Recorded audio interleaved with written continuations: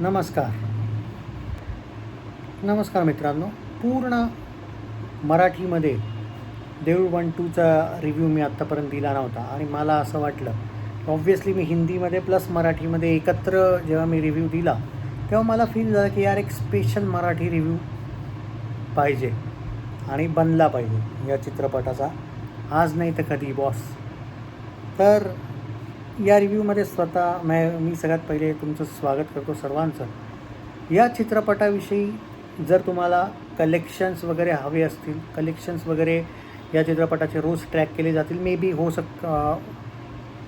शकतं की उद्या संध्याकाळी वगैरे ट्रॅक केले जाईल. उद्या कदाचित थोडं बिझी असल्यामुळे नाही उद्या मी कलेक्शन ट्रॅक करू शकणार. संध्याकाळी वगैरे नक्की करेल उद्या. पण हां, चित्रपट कसा आहे? सुंदर, रायटिंग जबरदस्त, प्रेझेंटेशन व्हेरी नाईस.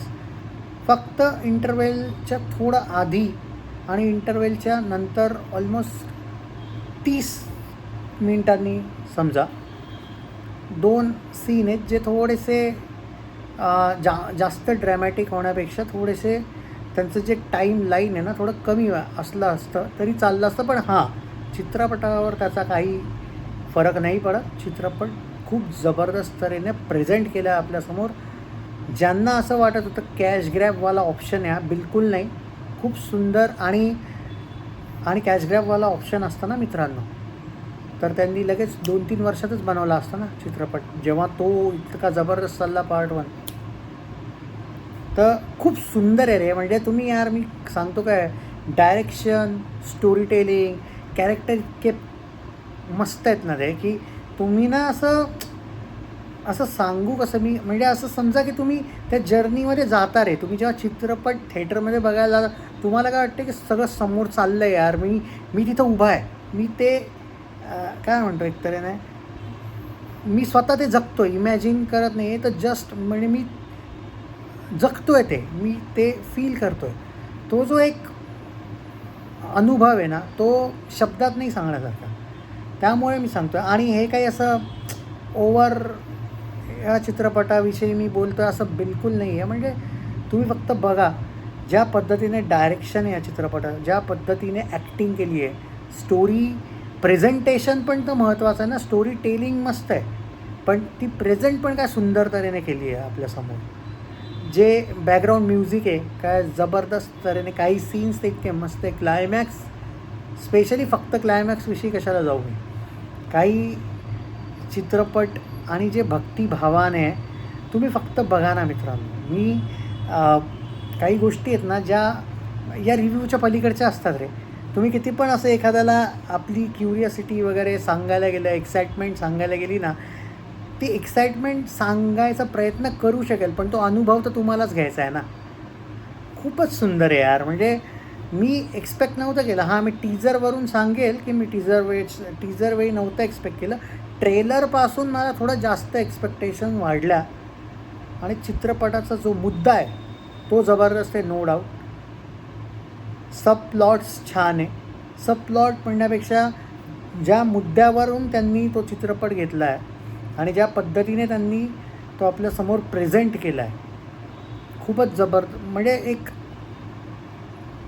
अविस्मरणीय अनुभव मानेल मी याला. आणि सगळ्यात जास्त आश्चर्याची गोष्ट खरंच हीच आहे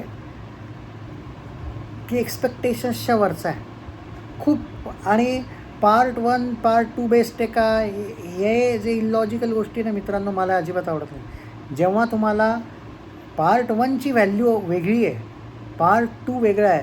पार्ट 1ला हे नका विसरू, तुम्ही 10-12 वर्षापासून तो बघत आला आहे. म्हणजे भले थिएटरला एकेकाळी पाहिला असेल, नाही पाहिला असेल, नंतर पण तुम्ही टी व्हीवर वगैरे, तर ती ना 10 वर्षापासून तो तुमच्यासोबत आहे तर तो तुम्हाला खूप बेस्टच वाटणार.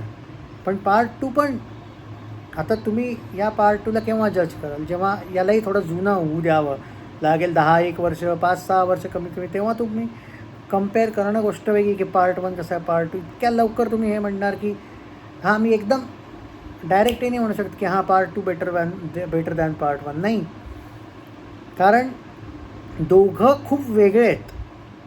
टॉपिक ऑब्व्हियसली सिक्वल आहे पण जो एक टॉपिक तर वेगळा आहे आपण म्हणू शकतो, पण जे प्रेझेंटेशन आहे ते खूप वेगळे. आणि आज खरंच त्या काळच्या मानाने आज हा चित्रपट बनला आहे, डेफिनेटली बजेट प्रोडक्शन व्हॅल्यू चांगली आहे. बजेट खर्च केलं आहे, घाबरले नाही आहे मेकर्स.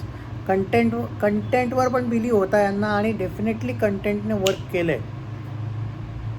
स्टोरी टेलिंग वगैरे आहे, पण जे रायटिंग आहे ते मस्त आहे. आणि सगळ्यात जास्त काय भारी वाटलं माहिती आहे, बॅकग्राऊंड म्युझिक खूप जबरदस्त आहे रे, खूप मस्त प्रेझेंट केलेलं आहे. मी कारण ना काही काही सीन असतात ना, जे तुम्हाला बॅकग्राऊंड म्युझिक जे येतं ना त्यातून जास्त ते एक्सप्रेस होतात, रॅदर दॅन डायलॉग वगैरे काही ठिकाणी वर्क नाही करत. आणि केलं जरी ना वर्क तरी हे खूप वेगळी गोष्ट आहे. सो माझं पर्टिक्युलरली म्हणणं आहे की जी याची ताकद आहे ना, काही सीन्सवर बॅकग्राऊंड म्युझिकने वर्क केले आणि खूप चांगलं. आणि यार एका व्यक्तीचं असं नाव घेणं म्हणजे बाकीच्या दुसऱ्याला एखाद्याला विसरून जायचो मी चुकून. त्यामुळे मी एवढंच सांगेल, सर्वच्या सर्व स्टारकास्टने छान काम केलं आहे. आणि जास्त कौतुक आहे डायरेक्टरचं आणि स्पेशली कास्टिंग डायरेक्टरचं, ज्याने ही स्टारकास्ट बनवली आहे चित्रपट. इवन हे पार्ट 1ला पण म्हणणार मी, पार्ट 2विषयी पण मी हेच म्हणेन. त्यावेळी काही यूट्यूब वगैरे माहीत नव्हतं मला आणि मी पाहायचोही नाही, पण त्याविषयी जर कधी मी रिव्ह्यू केला जनरली, आता पार्ट 2चा आहे, तर मी त्याविषयी पण मी एक बाबतीत तर क्लिअर असेल की यार स्टारकास्ट दमदार आणि कास्टिंग डायरेक्टरला इथं पूर्ण क्रेडिट जातं. सो मित्रांनो, मी एवढंच सांगेल, गो विथ फॅमिली, कुटुंबासोबत बघा, खूप सुंदर एक्सपिरियन्स येईल. आणि याचं कलेक्शन काय जबरदस्त झालं आहे, काय बंपर ओपनिंग मिळाली आहे. तुम्ही फक्त बघा, ऑल ओव्हर इंडिया 1113 शोज आहे फक्त. ॲक्च्युली मी याच्यात नाही सांगत, मी एक व्हिडिओ बनवला आहे, तो नक्की बघा, त्यात day 1 collection. So I think मित्रांनो, मी एवढंच सांगेल की यार मिस नका करू. कारण ना ठीक आहे, आजकाल OTT ऑप्शन्स आले आहेत, टी व्हीवरही लोक बघतात, आले की टी व्हीवर आलं की बघू. अरे काही काही वेळेला ना चांगले एक्सपिरियन्स असे निघून जातात, नंतर खरंच पस्तावा होतं की यार पाहायला पाहिजे होतं, काय होणार होतं 2-2.5 तासांनी. सो बघा, तुमच्यावर आहे, इट्स अप टू यू. 5मधून 4 रेटिंग देईल. मी सांगितलं ना की ते 4 रेटिंगचं एक रिझन आहे की जे 1-2 जे सीन आहेत ते थोडेसे बेटर वेमध्ये मला वाटले, प्रेझेंट होऊ शकत होते. किंवा इनफॅक्ट मी तर म्हणेल की 1-2 सीन्स जे आहेत ते थोडे कट होऊ शकत होते, कमी. काही काही अशा गोष्टीत की जे असं वाटतं स्लाईटली लांबवल्या टाईप आहे, बाकी काही. पण चित्रपटामध्ये काहीच मी म्हणणार नाही की काही कमी आहे वगैरे. आय डोंट नो बाकीच्यांचा काय एक्सपिरियन्स आहे, बाकीचे यूट्यूबर्सचा पर्टिक्युलरली. बाकी तुम्हाला कसा वाटला चित्रपट नक्की सांगा. श्री स्वामी समर्थ.